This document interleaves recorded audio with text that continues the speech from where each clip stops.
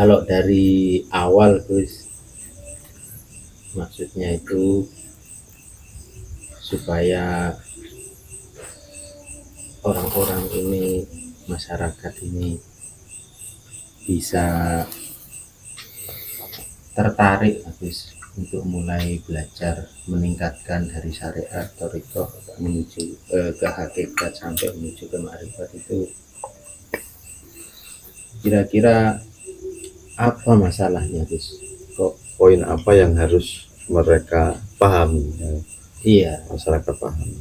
yang harus mereka pahami terlebih dahulu, apakah kebanyakan orang ini karena mereka tidak tahu tujuan hidupnya, Ya, ataukah tidak bahkan ada tidak yang punya. tidak ada yang pernah menjelaskan, dan juga bisa mereka tidak mau untuk dijelaskan, itu tidak mau menerima. Banyak faktor itu Mas. Jadi yang paling mudah itu menurut saya, menurut pengalaman yang sudah saya terapkan, itu dari tafakur yang harus dilakukan oleh orang yang tidak bisa ngaji, tidak tahu apa-apa, taunya hanya makan minum gitu.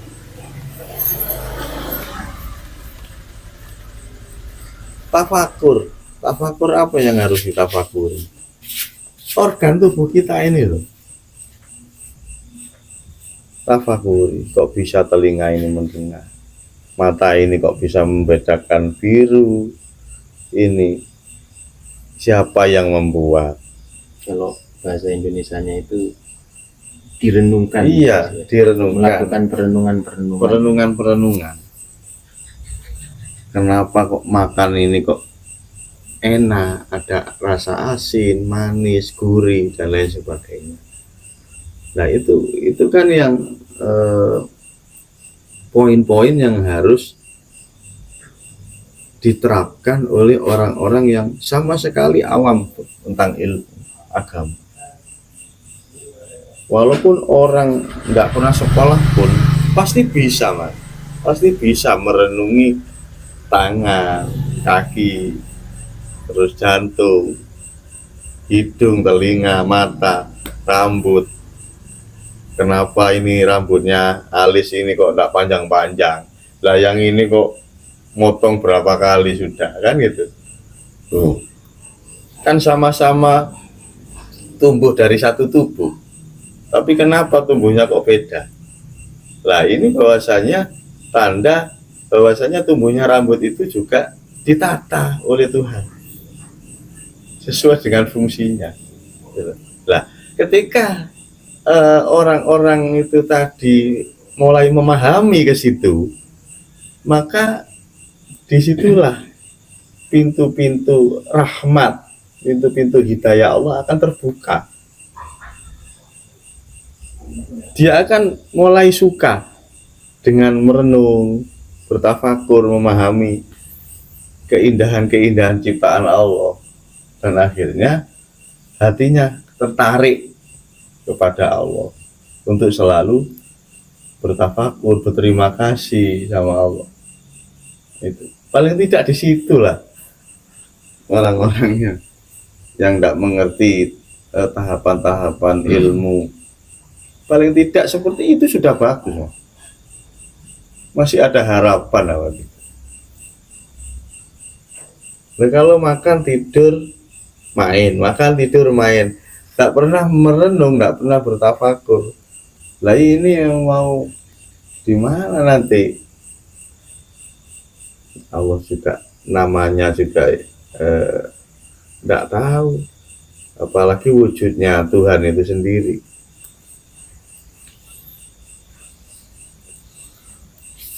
Yang paling mudah, alternatif termudah menurut saya loh, tafakur, merenung.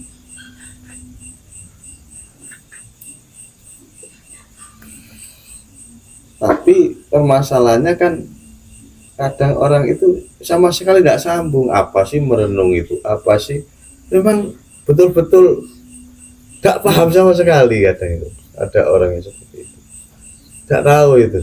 Ya, karena kadang banyak yang mengarahkan supaya untuk sering merenung, sering merenungkan, melakukan pemikiran-pemikiran melalui perenungan-perenungan, cuman mereka itu tidak tahu untuk apa kok harus melakukan itu. Ya. Begitu. Dari ketidaktahuan itu apa pentingnya? Bisa jadi ya karena dia sendiri belum mendapatkan informasi bahwa manusia hidup itu dihidupkan oleh Allah di dunia ini ya ada maksudnya. Belum sampai mungkin informasi itu, ada maksud dan tujuan dari Allah sendiri. Kenapa kok dijadikan khalifah manusia itu? Mungkin karena faktor informasi-informasi yang kurang terhadap mereka.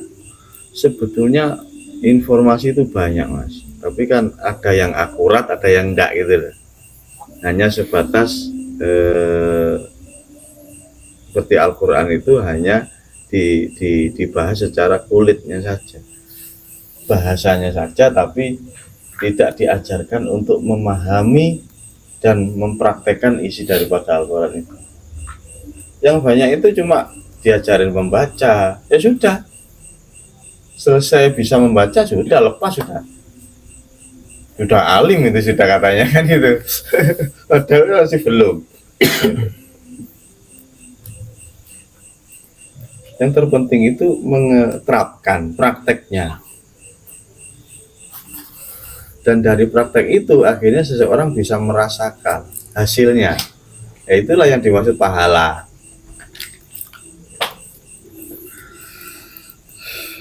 Ya kan banyak orang mencari pahala kan gitu. Sodako tak pahala, membantu fakir miskin menginginkan pahala. Lah sedangkan apa yang dimaksud dengan pahala itu mereka nggak paham. Apa sih pahala itu? Apa seperti rokok gini? Apa seperti kue gini kan gitu? Wujudnya itu nggak tahu. Hanya disampaikan pahala gitu aja. Nggak dijelaskan pahala itu seperti apa sih? Sebetulnya pahala itu rasa yang dihasilkan dari melakukan perbuatan. Makanya ada pahala, ada siksa kan itu. Nah, satu perilaku seperti katakanlah bersedekah. Lihat orang miskin, kasihan, saya punya uang, sedekah. Dengan landasan dihakikati itu tadi, walaupun tidak dihakikati, itu sudah ada kepuasan masih dalam hati, ketenangan, kebahagiaan itu. Kalau sudah memberi sedekah kepada orang lain, spontanitas hati ini merasa bahagia karena sudah bisa membantu sesama. Dan rasa hati yang bahagia inilah yang dimaksud pahala, efek dari perbuatan itu sendiri sebetulnya. Nah, kalau yang neraka mukul orang, habis njegelin orang, akhirnya orangnya marah, akhirnya bertengkar, akhirnya apa yang dia dapat? Ya siksa itu tadi, ketidaknyamanan di dalam hati, keresahan dan lain sebagainya. Nah, penjelasan yang seperti itu yang saya kira belum terakumulasi dengan tepat. Nggak tahu apa memang tidak memahami ataupun apa, nggak tahu. Tapi kok sudah menyampaikan gitu loh, anehnya kan itu.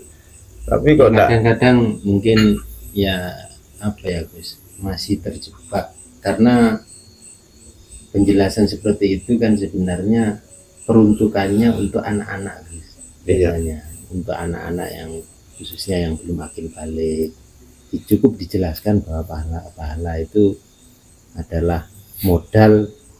Semakin besar modalnya atau pahalanya, maka semakin luas, semakin besar pula surganya. Begitu. Nah, masalahnya mungkin mereka yang mungkin hanya terjebak di situ, Iya. terus tidak dilanjutkan Tidak lagi. sadar bahwasanya itu masih pelajaran anak-anak. anak-anak. Itu anak-anak. Harusnya kan ditingkatkan, Iya. melihat perkembangan orang yang ingin diberi masukan itu atau diberi pengertian itu sudah usianya seberapa, apakah sudah dewasa, sudah cukup untuk ditingkatkan atau enggak, karena rata-rata hanya mandek di situ. Ya makanya itu tadi syariat, thariqah, hakikat sampai ke makrifat baru bisa menyampaikan keseluruhan gitu. Kalau secara syariat saja ya sebatas itu Mas, sudah yang disampaikan. Makanya pentingnya kita sampai almarhum Gus Dur itu kan berpesan dalam syair itu kan, ayo ngelakoni sekabehane syariat, thariqah, hakikat, sak makrifate. Nanti Allah semuanya yang akan mengangkat derajat kita kan itu.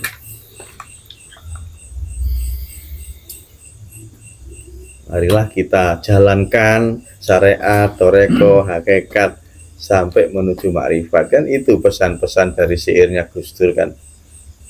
Ada yang seperti itu.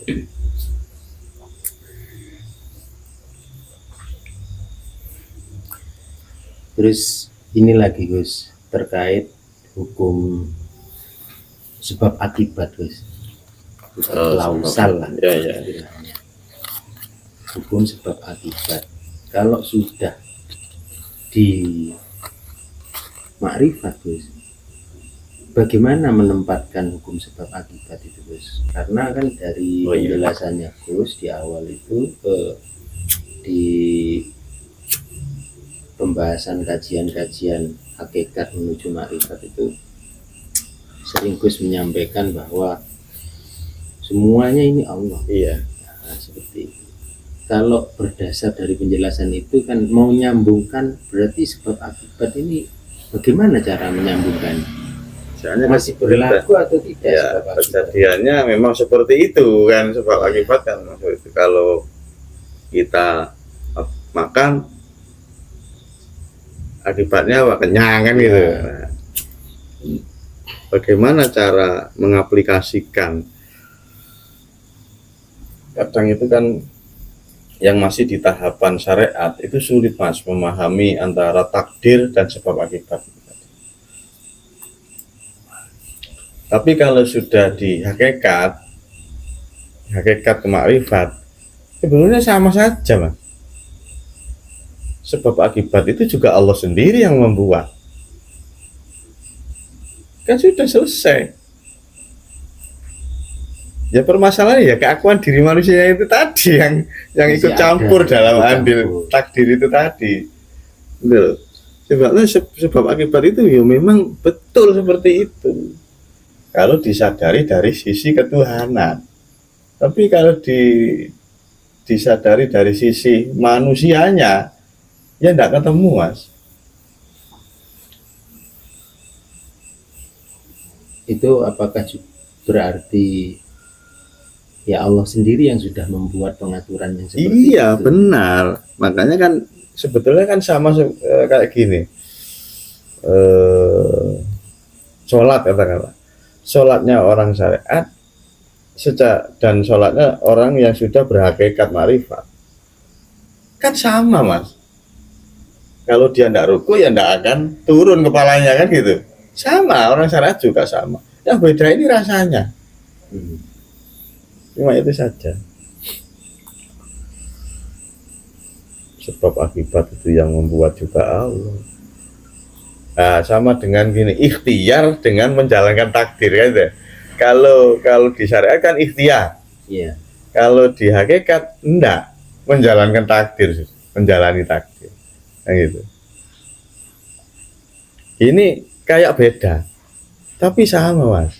Perbedaannya di syariat ini bilang ikhtiar, dia masih merasa hidup. Nah, akhirnya muncullah kata-kata ikhtiar itu tadi, usaha. Yang keyakinan di dalam hatinya bahwasanya usaha ini keluar dari dirinya sendiri.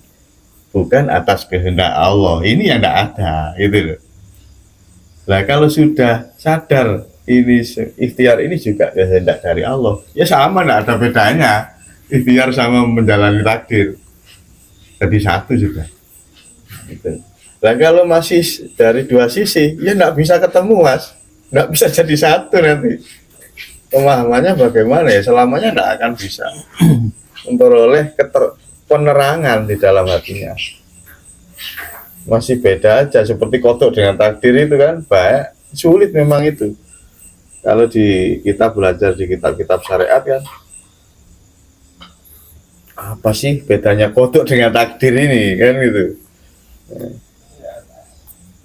Nah, kalau kita naik ke toreko hakikat sampai ke ranah ma'rifat, tahu Mas, dari apa? Dari rasa.